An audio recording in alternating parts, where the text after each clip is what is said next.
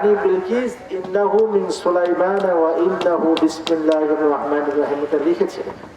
আল্লাহ রাব্বুল আলামিন তার চিঠিকে এত গুরুত্ব দিয়েছেন, তার চিঠি পুরো চিঠিকে আল্লাহ রাব্বুল আলামিন কোরআন বানিয়ে নাজিল করেছেন। সুবহানাল্লাহ।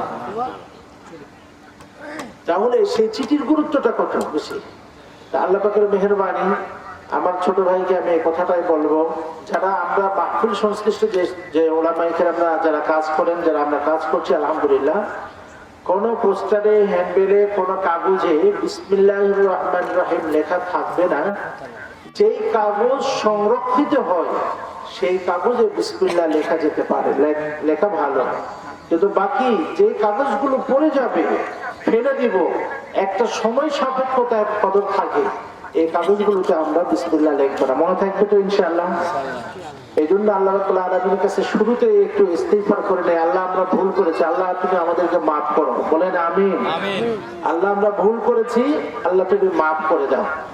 এই ভুল স্বীকার করা এত বড় একটি দামি কাজ। দেখুন, রাস্তায় চলছে মানুষ, রিক্সা একটা মানুষের পায়ে উঠাই দিচ্ছে, রিক্সার চাকা উঠে গেছে, এই কারণে তার পায়ের আঙ্গুল থেকে রক্ত বের হয়েছে।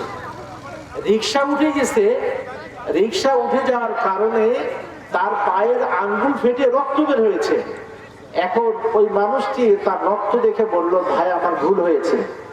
আচ্ছা, এই ভুল হয়েছে এই কথা বলার দ্বারাই এখন তার আশেপাশে যত মানুষ ছিল সবাই তার পক্ষ নিয়েছে। ভাই, তার উপর আপনি গরম হচ্ছেন কেন?